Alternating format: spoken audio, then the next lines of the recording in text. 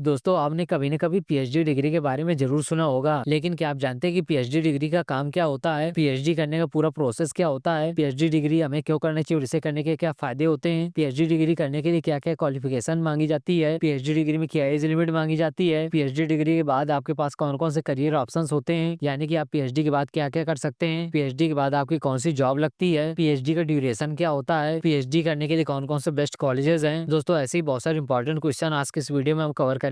दोस्तों पीएचडी को हम डॉक्टर ऑफ फिलॉसफी बोलते हैं। ये एक हाईएस्ट एकेडमिक डिग्री होती है जो कि किसी भी स्पेसिफिक सब्जेक्ट में डीप रिसर्च और स्टडी के लिए की जाती है। इस डिग्री को करने के लिए आपको एक ओरिजिनल रिसर्च का एक प्रोजेक्ट कंप्लीट करना होता है। दोस्तों पीएचडी करने के बाद आपको रिसर्च फील्ड में एक्सपर्ट माना जाता है और आप यूनिवर्सिटीज में प्रोफेसर बन सकते हैं या रिसर्च इंस्टीट्यूशंस में सीनियर पोजीशंस के काम कर सकते हैं। ये डिग्री लगभग 3 से 5 साल में कंप्लीट करनी होती है, लेकिन इसका ड्यूरेशन सब्जेक्ट और कंट्री के हिसाब से थोड़ा वेराई करता है। दोस्तों पीएचडी करने के कई सारे फायदे होते हैं जो आपके करियर और पर्सनल ग्रोथ को बूस्ट कर सकते हैं। दोस्तों पीएचडी से आप अपने चूजन फील्ड में डीप और स्पेशलाइज्ड नॉलेज हासिल कर सकते हैं। ये एक्सपर्टीज आपको एकेडमिक और रिसर्च फील्ड में स्ट्रॉन्ग पोजीशन देती है। अब दोस्तों चलो बात करते हैं कि पीएचडी करने के लिए आपके पास क्या क्वालिफिकेशन होनी चाहिए। दोस्तों पीएचडी के लिए क्वालिफिकेशन रिक्वायरमेंट्स थोड़ी वेराई करती हैं। दोस्तों पीएचडी करने के लिए आपको सबसे पहले अपने एरिया में अंडर ग्रेजुएशन कोर्स यानी कोई एक बैचलर डिग्री हासिल करनी होती है। फिर उसके बाद दोस्तों आपको उसी की मास्टर डिग्री हासिल करनी होती है और उसके बाद आप पीएचडी प्रोग्राम के लिए एलिजिबल होते हैं। मतलब कि दोस्तों अगर आप बीए करना चाहते हैं तो सबसे पहले आपको ग्रेजुएशन में बीए करना होगा। फिर उसके बाद दोस्तों आपको बीए का पोस्ट ग्रेजुएशन यानी एमए कंप्लीट करना होगा, जिसमें आपका बीए 3 साल का होता है और एमए आपका 2 साल का, यानी आपके 5 साल कंप्लीट होने के बाद बीए की फील्ड में पीएचडी कर सकते हैं। ऐसे ही सेम आप बीएससी में भी सबसे पहले आप अंडर ग्रेजुएशन कोर्स के रूप में आपको बीएससी करना होता है। फिर उसके बाद उसकी मास्टर डिग्री में एमएससी और एमएससी कंप्लीट करने के बाद ही आप उसी फील्ड में पीएचडी की डिग्री हासिल कर सकते हैं। दोस्तों पीएचडी की अगर एज लिमिट की बात करें तो पीएचडी के लिए कोई भी स्पेसिफिक एज लिमिट नहीं होती। मोस्टली यूनिवर्सिटीज और इंस्टीट्यूशंस एज क्राइटेरिया के बिना एडमिशन देती हैं। अब दोस्तों चलो बात करते हैं कि पीएचडी के बाद आपके पास कौन कौन से करियर ऑप्शंस हैं। दोस्तों पीएचडी के बाद आपके पास कई सारे करियर ऑप्शंस अवेलेबल होते हैं जो आपके रिसर्च एरियाज और इंटरेस्ट पर डिपेंड करते हैं। दोस्तों अगर आप एकेडमिक करियर बनाना चाहते हैं तो आप यूनिवर्सिटी प्रोफेसर या रिसर्च साइंटिस्ट बन सकते हैं, और अगर दोस्तों आप पोजीशंस में जाना चाहते हैं तो आप रिसर्च फेलोशिप या रिसर्च एसोसिएट या फिर इंडस्ट्रियल रिसर्चर बन सकते हैं। और अगर दोस्तों आपको कंसल्टिंग में करियर बनाना है तो आप कंसल्टेंट या फिर पॉलिसी एडवाइजर बन सकते हैं। वहीं पर दोस्तों अगर आपको प्राइवेट सेक्टर में जॉब करनी है तो आप corporate research and development data scientist या फिर डाटा एनालिस्ट बन सकते हैं। और अगर दोस्तों आपको गवर्नमेंट जॉब्स में जाना है तो आप गवर्नमेंट रिसर्च एजेंसीज जैसे कि डीआरडीओ, इसरो, सीएसआईआर में अप्लाई कर सकते हैं। Science writer, journalist, editor, post doctoral research और टीचिंग पोजीशंस में आप अपना करियर बना सकते हैं। अब दोस्तों चलिए बात करते हैं कि पीएचडी के बाद आपकी कौन कौन सी जॉब लगती है। दोस्तों पीएचडी के बाद आप गवर्नमेंट यूनिवर्सिटी या फिर कॉलेज में प्रोफेसर या लेक्चरर बन सकते हैं, जहाँ पर आपकी सैलरी 70,000 से लेकर 1.5 लाख रुपए पर मंथ तक होगी। लेकिन इसके लिए दोस्तों आपको नेट या फिर सेट का एग्जाम पास करना होता है। नेट सेट यानी कि नेशनल एलिजिबिलिटी टेस्ट या स्टेट एलिजिबिलिटी टेस्ट का एग्जाम पास करना होता है। सेकंड दोस्तों आप इसरो, डीआरडीओ, सीएसआईआर या फिर आईसीएमआर में साइंटिस्ट या फिर रिसर्चर बन सकते हैं। इसमें आपकी सैलरी 80,000 से लेकर 1,20,000 रुपए तक होती है। दोस्तों इसके लिए आपको कॉम्पिटिटिव एग्जाम जैसे डीआरडीओ साइंटिस्ट एग्जाम या सीएसआईआर नेट एग्जाम देना होता है। अब नेक्स्ट आपकी जॉब आती है पब्लिक सेक्टर अंडरटेकिंग्स यानी पीएसयूज। इसमें आप दोस्तों ओएनजीसी, भेल, एनटीपीसी में रिसर्च डेवलपमेंट और प्रोजेक्ट मैनेजमेंट का काम कर सकते हैं। इसमें आपकी सैलरी 60,000 से लेकर 1,20,000 रुपए पर मंथ तक होती है। और अगर आप दोस्तों सिविल सर्विसेज की प्रिपरेशन करना चाहते हैं यानी आप आईएएस, आईपीएस या फिर आईएफएस बनना चाहते हैं तो इसके लिए आपको पीएचडी के बाद यूपीएससी क्लियर करना होता है और इसमें आपकी सैलरी 56,000 से लेकर 2.5 लाख रुपए पर मंथ तक हो सकती है। दोस्तों चलो बात करते हैं पीएचडी करने के लिए कौन कौन से बेस्ट कॉलेजेस हैं। दोस्तों आपका पहला कॉलेज है एमआईटी इन यूएसए,